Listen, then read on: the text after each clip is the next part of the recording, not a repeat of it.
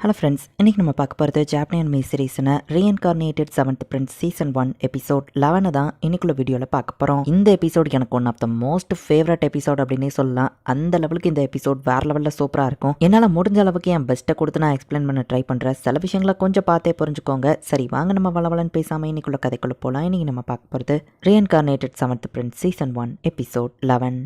Jade சாகிறதுக்கு முன்னாடி காமிக்கிறாங்க, நான் அதை பண்ணிட்டேன் அப்படின்னு ஜேட் சொல்லவும், ஃபைனலி உன் பாடியை என்கிட்ட கொடுக்க போறியா அப்படின்னு கீசராமே கேட்கறான். கீசராமே நீ கண்டிப்பா தோத்துருவான்னு சொல்லவும், யார்கிட்ட அப்படின்னு கீசராமே கேட்கறான். ஜேட் அதை சொல்லிட்டு இறந்து போகவும், கீசராமேங்கிற அந்த டீமன் வந்து ஜேடோட பாடியை ஃபுல்லா கண்ட்ரோல்ல எடுக்குது. ஜேட் அவன் சாகிறதுக்கு முன்னாடி என்ன பண்ண ட்ரை பண்ணா, நம்ம மெமரிஸை செக் பண்ணி பார்த்தா அவனோட ஃப்ரெண்ட்ஸை பத்தின மெமரிஸ் தான் அதிகமா இருக்கிறதுனால அவன் கடைசியா என்ன பண்ணாங்கிறது கீசராமைக்கு தெரியல. அவன் பாடி பவர் ரெண்டுமே என்கிட்ட இருக்கு, இதுக்கு மேல என்ன பிரச்சனை வரப்போகுது அப்படின்னு கீசராமே நினைக்கிறான். ஜேடுக்கு வார்னாலே பிடிக்காதுல்ல, நம்ம பெருசா ஒன்று ஆரம்பிப்போம் அப்படின்னு கீசராமே சொல்லியிருப்பான். டீமன் உங்க பாடியை கண்ட்ரோல் பண்றதுக்கு முன்னாடி நீங்க ஒரு வர்த்தியான ஸ்வாட்ஸ்மனா இருந்திருக்கீங்க, உங்க கூட நான் உங்களோட ஸ்மார்ட் ஸ்டைல ஃபைட் பண்ணியிருந்தா நல்லா இருக்கும் அப்படின்னு சில்ஃபா இறந்து போனவன நினைச்சு பேசுறா. இறந்து போன அந்த ஒரிஜினல் பாடியோட ஓனருக்காக இவங்க எல்லாருமே இப்ப ப்ரே பண்றாங்க. நீங்க எல்லாம் அசாசின்ஸா இருந்துட்டு ஒரு சாவுக்கு இவ்வளவு வருத்தப்படுறீங்களே அப்படின்னு சொல்லி சில்ஃபா பாக்குறா. இந்த மேடு ஆக்சுவலி இவ தான் அந்த சில்வர் பிளேட் அப்படின்னு கலிலியாக்கோ க்ரோக்கோ ஞாபகம் வந்துருச்சு. அப்போ திடீர்னு பார்த்தா சுத்தி இருக்கிற இடத்துல ஒரு ஹாட்டான ஸ்டீம் கிரியேட் ஆகுது. ரிவர் எப்படி திடீர்னு எவாபரேட் ஆச்சு அப்படின்னு சொல்லி எல்லாரும் பாக்குறாங்க. பயங்கரமா அட்டாக் பண்ணிட்டனோ அப்படின்னு சொல்லி நம்ம ஹீரோ பாக்குறான். இப்போ நமக்கு கொஞ்சம் டைம் ரீவைண்ட் பண்ணி காமிக்கிறாங்க.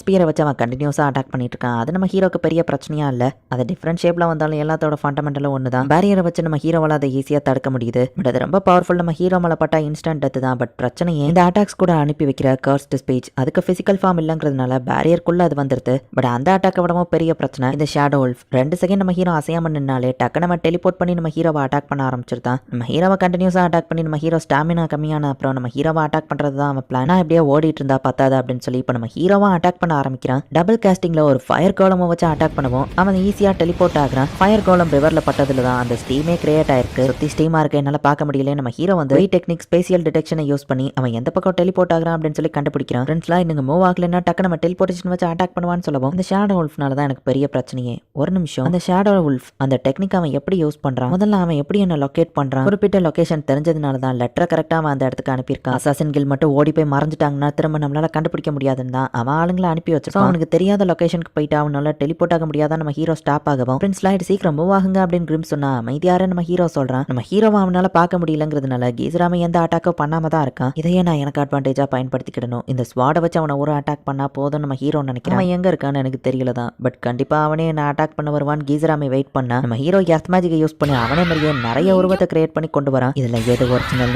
எனக்கே தெரியல அப்படின்னு கீசராமை பாக்குறான். போக்கிட்டுதான் உண்மையான ஸ்வாட் இருக்கு அப்படின்னு டக்கு நம்ம ஹீரோவை கொத்திட்டு ஒன்னு நான் வேணும்னே தான் கொத்த விட்டேன். ஏன்னா என்னால இன்ஸ்டன்டா ரீஜெனரேட் ஆயிட முடியும். மேஜிக் அட்டாக் ஒர்க் ஆகலன்னு பிசிக்கலா என்ன அட்டாக் பண்ண வந்துட்டியா. ஜேட் எவ்வளவு சூசைட் அட்டம் பண்ணி என்ன கொல்ல முடியல. ஏன்னா நான் இன்ஸ்டன்டா ரீஜெனரேட் ஆயிருவேன். அண்ட் என் பாடியவும் ஸ்ட்ராங்கா அயன் மாதிரி என்னால மாத்த முடியும். இவன் தான் செத்துட்டானே, எப்போ இதுங்கெல்லாம் மறைஞ்சு போகும் அப்படின்னு நம்ம பார்த்துட்டு இருந்தா கீசராமே அட்டாக் பண்ணது ஒரு ஃபேக்கான பாடி தான்.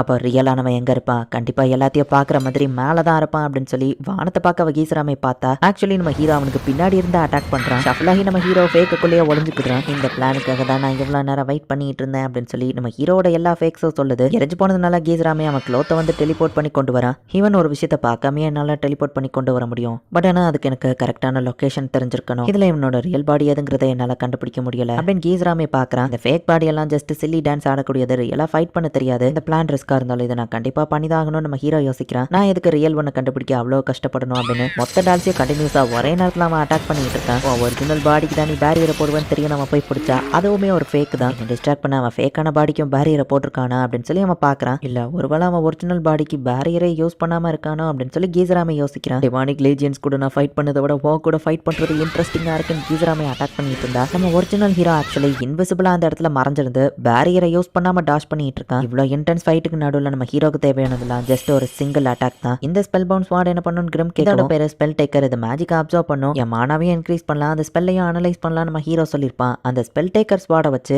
ஷேடோ உல்ஃப்ங்கிற அந்த டெலிபோர்டேஷன் மேஜிக்கை நம்ம ஹீரோ கட் பண்ணிட்டு டக்குன்னு அந்த இடத்துல இருந்து ஓடி இருந்தான். ஸோ அந்த ஷேடோ உல்ஃப் ஸ்பெல்லையும் அந்த ஸ்வாட் அப்சர்வ் பண்ணுது. லாய்ட் ரொம்பவே ரிஸ்க் எடுக்கிறான். அவன் மேல பேரியரையும் அவன் போடல. தெரியாத மேஜிக்னு வந்துட்டா இவன் ரொம்பவே எக்ஸைட்டட் ஆயிடுவான். இப்படியே போனா பெரிய பிரச்சனை தான் அப்படின்னு சொல்லி கிரிம் பார்த்துட்டு இருக்கான். ஜேடோட மேஜிக்கை நம்ம ஹீரோ அனலைஸ் பண்ண ஆரம்பிக்கிறான். ஜேட் எங்க இருக்க, ரெண்டோ மத்தவங்களும் வெயிட் பண்ணிட்டு இருக்காங்க நம்ம ஹீரோ சொல்றான்.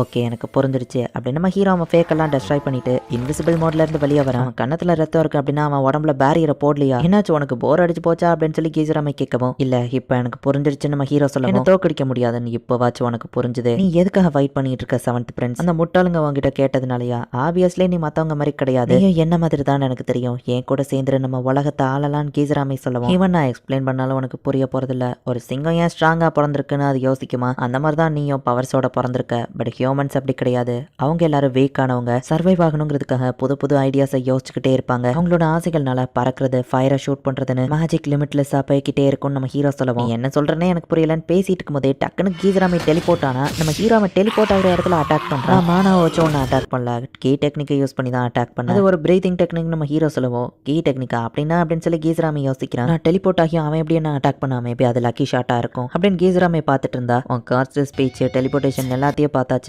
வேற ட்ரிக்ஸ் இருந்தா காட்டு, இல்லைன்னா எனக்கு போர் அடிச்சு நான் உன்னை கொன்றுவேன் அப்படின்னு நம்ம ஹீரோ சொல்லவும், ஒரு தடவை லக்கியா நான் அட்டாக் பண்ணிட்டு எனக்கே ஆர்டர் போடுறியா நம்ம கேட்க, ஜேடு சாகிறதுக்கு முன்னாடி உன்ட்ட என்ன சொன்னா ஞாபகம் இருக்கா அப்படின்னு நம்ம ஹீரோ கேட்கறான். நீ தோத்து போயிருவ அப்படின்னு சொல்லி ஜேடு சொல்லியிருப்பான். இல்லன்னு கீசராமை டெலிபோர்ட் ஆனா திரும்பவும் நம்ம ஹீரோ அவனை அட்டாக் பண்றான். அடி வாங்குறதோ வலிக்கிறதோ எனக்கு ஒரு பிரச்சனையே இல்லை, இன்ஸ்டன்டா நான் ரீஜெனரேட் ஆயிடலாம், பட் பிரச்சனை கொஞ்சம் வெயிட் பண்ற, அடிக்கா பாருடா வலிக்குது அப்படின்னு சொல்லி கீசராமை பாக்குறான். நான் எந்த பக்கம் டெலிபோர்ட் ஆனாலும் கரெக்டா அந்த இடத்துக்கு எப்படி இவன் வந்து அட்டாக் பண்றான் அப்படின்னு சொல்லி கீசராமை யோசிக்கிறான். ஹீரோ இப்ப டோவல் காஸ்டிங்கை யூஸ் பண்ணி பவர்ஃபுல்லா ஒரு அட்டாக் வந்து கீசராமை மேல கரெக்டா பண்ணவும், ஃபைட் ஆரம்பிச்ச இடத்துக்கே போய் அவங்க திரும்ப வந்திருந்தாங்க. கீழே எரிக்குழம்பு இருக்கு, விழுந்தா கண்டிப்பா நான் செத்துருவேன், முதல்ல நான் எந்த இடத்துல இருக்க நம்ம டெலிபோர்ட் ஆகி போனா எந்த இடத்துக்கு அவன் டெலிபோர்ட் ஆனாலும் அதுக்கு முன்னாடி நம்ம ஹீரோ போய் அந்த இடத்துல அவனை அட்டாக் பண்றான். என் ப்ரீவியஸ் லைஃப்லயும் இந்த லைஃப்லயும் சரி எனக்கு மேஜிக்கை படிக்கிறது ரொம்ப பிடிக்கும். இந்த மேஜிக்கை கிரியேட் பண்ணவங்க எதுக்காக இதை கிரியேட் பண்ணியிருப்பாங்க, அவங்க இமேஜினேஷன்ல என்ன ஓடி இருக்கும்னு நான் கற்பனை பண்ணி பார்ப்பேன். அவங்களோட கனவுகள் என்னவா இருந்திருக்கும், இவங்க ஒரு கைண்டான பீப்புள், இவங்க பயங்கரமான பீப்புள், இவங்க ஃபன்னியான பீப்புள், இந்த மாதிரி ஸ்பெல்ஸை கிரியேட் பண்ணவங்களை என்னால் இமேஜினேஷன் மட்டும்தான் பண்ணி பார்க்க முடியும். ரேர் சான்ஸ்ல ரொம்ப லக்கியா இருந்தா மட்டும்தான் இந்த மாதிரி ஸ்பெல்லை கிரியேட் பண்ணவங்களை நம்மளால மீட் பண்ண முடியும். மற்றவங்களுக்கு அது பெருசா தெரியாம இருக்கலாம், பட் எனக்கு அது ரொம்ப இம்பார்ட்டன்ட் அப்படின்னு சொல்லி நம்ம ஹீரோ யோசிக்கிறோம். இது ஃபன்னாவே இல்லை, உன்ட்ட அட்டாக் பண்ண ஐடியாஸ் இல்லைன்னா நீ சாகிறதுக்கான நேரம் நம்ம ஹீரோ சொல்லவும், கவலைப்படாத, டீமன்ஸ்கோ டீமன் லார்டுக்கோ வித்தியாசம் என்னன்னு நான் காமிக்கிறேன், சுத்தி இருக்கிற அட்மாஸ்பியர்ல இருந்து மொத்த மாணவியை என்னால கலெக்ட் பண்ண முடியும், இந்த அட்டாக் ஒன்று வேற டிமென்ஷனுக்கே அனுப்பிடும், இதுதான் மார்டல் டார்க் ஸ்பியர் நம்ம அட்டாக் பண்ண போறான். இந்த இடத்துல இந்த எபிசோட் முடியுது. அந்த கேசராமே இவ்வளவு நேரம் ஜேடோட டெலிபோர்டேஷன் பவரை யூஸ் பண்ணி தான் தப்பிச்சிட்டு இருந்தான், பட் அந்த டெலிபோர்டேஷன் ட்ரிக்கையும் நம்ம ஹீரோ ஃபைட் பண்ணிட்டு இருக்கும் போதே அனலைஸ் பண்ணி கண்டுபிடிச்சிட்டான். ஸோ இதுக்கப்புறம் கேசராமைவால டெலிபோர்ட் ஆகி தப்பிச்சு ஓட முடியாது. நெக்ஸ்ட் எபிசோடு இன்னும் வேற லெவலில் சூப்பராக இருக்கும், மிஸ் பண்ணாம பார்த்து என்ஜாய் பண்ணுங்க. தேங்க்யூ ஃபார் வாட்சிங், பை கைஸ், நெக்ஸ்ட் எபிசோட்ல மீட் பண்ணலாம்.